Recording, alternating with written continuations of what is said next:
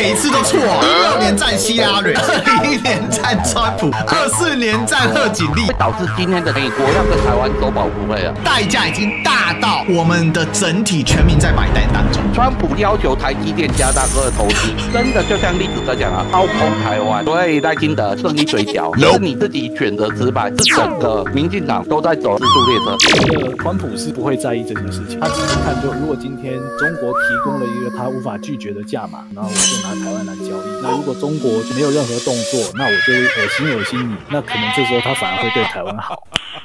Nice。赖清德跟蔡英文不一样，是因为蔡英文懂怎么讨好美国人，赖清德他是想要把美国拖下水，我要搞得比泽连斯基更大。那我觉得川普不是一个喜欢打仗的总统，川普不是不喜欢打仗，正常的美国人都喜欢战争，但是川普他不喜欢打不能赚钱的战争。如果这个战争是可以赚钱的，他就跟你打了。所以你们忽略了一个问题，就是高估台湾而低估了中美。事实上，赖清德民意又低，他控制不住他的政府。对，我们常笑伊朗被渗透成筛子，民进党是争先恐后去舔美的人才太多了。Ladies and gentlemen, welcome the host. 民进党这一次是支持贺锦丽，他们觉得贺锦丽会赢，只是他今年比较聪明，只是没有讲话而已。但是我们都知道民进党的这些天才嘛，他们就是支持贺锦丽，然后会导致今天的结果啊，今天的结果就是选择失败嘛。除了民进党的支持者以外啊，全部正常的人都知道台湾死定了。然后你看这个就是那个垃圾的民调，你自己看啊，44%嘛，利空嘛，我们所有人都知道美国要跟台湾收保护费了。第一点最高嘛，将近45%啊，然后第二点是什么？川普利益至上，要求台积电加大个投资。这个的确啊，下个月的不管是共和党还是那个民主党的，川普还是拜登，都要去台积电在美国的厂要开工嘛。真的就像历史哥讲啊，掏空台湾。第三点是什么？对台海局势啊走战略模糊。这个东西我就一直问各位同学啊，第一个我们要知道川普这个人最重要的第一点是什么？他很会记仇，不管是对内还是对外。所以赖清德胜利嘴角哈，不是你自己选择失败，是整个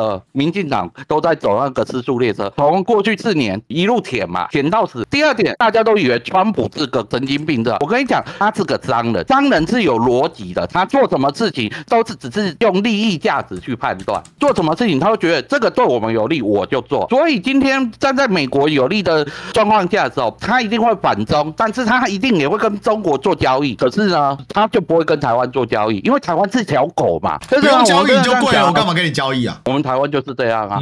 就是其实老蒋不是之前在国共内战在打的时候，杜威跟杜鲁门他就无脑押宝杜威嘛，然后所以后来就被杜鲁门讨厌。那这个是已经写在历史课本上的故事啊，就是我不晓得为什么民进党在执政的这8年，现在再加4，就理论上他们应该是有吸收到这些经验的。可是，在川普跟拜登选的那一次，很明显，几乎民进党是没有在演的嘛，各个党公职是用自己的名义啊，然后直接发表一些公开言论说支持川普嘛。真正夸张的是，那个时候时任外交部长吴钊燮，他用外交部的官方 Twitter 在那边酸民主党，然后那个时候呢，民主党拜登后来选上了嘛，吴钊燮直接下命令要大家删推特。丢不丢脸？超丢脸！然后到了这一次，他们支持民主党嘛，就没想到川普又赢了。怎么可以每一次都错啊？16年战希拉蕊，21年战川普，24年战贺锦丽。我的天啊，快疯了！其实他们就是支持执政党啦，因为他们觉得执政党有执政优势嘛。然后我有一点跟龙哥看法不一样的地方是，大家会说川普当选，民进党就完蛋了，因为挺错人了嘛，然后川普会记仇。我觉得川普是不会在意这些事情。就今天有一条狗一直跟历史哥那边汪汪汪汪汪一直在那边吠，你会跟他吵架吗？这条狗可能就是要被做成香肉给你吃了，你可能就不会跟他浪费力气了。对，不管美国动作怎么样，民进党丧事喜办也不是第一天了嘛，不管怎么样，他都可以跟你讲成说啊，台美友好史上第一，就这个是可以预见的。然后还有一点就是赖清德跟蔡英文不一样，是因为蔡英文懂这些东西嘛，他懂怎么讨好美国人嘛。那赖清德他想的想法是完全不一样的，他是想要把美国拖下水的，就是他是想搞事情，然后让美国无法脱身的。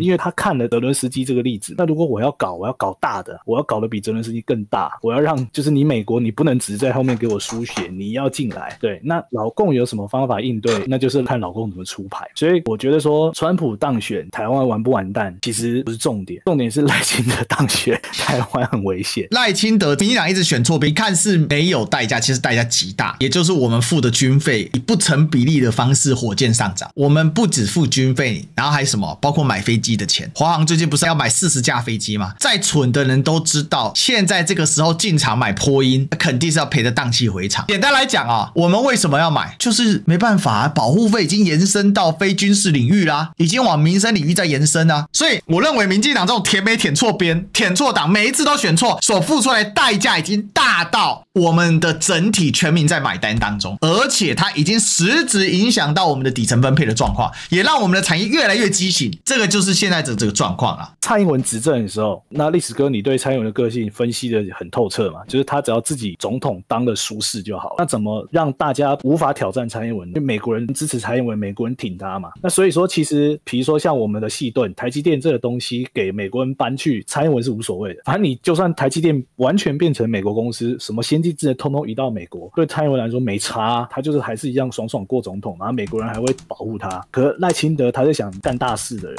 他会有这样的警觉。就他会觉得说，你美国人要把我的保护伞都拿走。他虽然不能明面上反对，但是他赖清德，我觉得他不是那么蠢的人。然后就像大家也都知道嘛，川普不是一个喜欢打仗的总统，所以其实赖清德是很有危机感。那赖清德是希望美国来淌这场浑水来打的，可是呢，要怎么让一个不喜欢打仗的川普让他进入这个泥沼呢？那所以就是我才会担心说，会不会赖清德做这种非常冲动的一件事情？因为假设他攻击了美国本土，那就视同对美国宣战嘛，川普不可能没有反应，他一定得有反应，不然他的位置会不保。虽然这个剧情很魔幻，那如果他真的做这件非常不冷静的傻事，那因为中国说台湾是中国一部分嘛，台湾是中国领土，中国要不要出兵保护台湾？原本侵略方变成保护方，然后原本保护方变成侵略方，这样魔幻的剧情会不会出现？我不知道。川普不是不喜欢打仗，我跟你讲，正常的美国人都喜欢战争，这是他们民族性的问题。但是川普为什么我们说他不喜欢战争？原因是在第一点，现在美国不能打，因为国力的问题。二，川普为什么不愿意战争的另外一个原因是在哪边？他不喜欢打不能赚钱的战争。如果这个战争是可以赚钱的，他就跟你打了。不过你们忽略了一个问题，就是很容易就是高估台湾而低估了中美。就事实上，赖清德，你想他民意又低，然后他控制不住他的政府，他想做什么事情，那不是刚出总统府就被泄露了？对吧 ？AIT 又不是吃素的，他离。对，我们常笑伊朗被渗透成筛子嘛，那我相信民进党不是被渗透成筛子而已，民进党是争先恐后去舔美的人才太多了。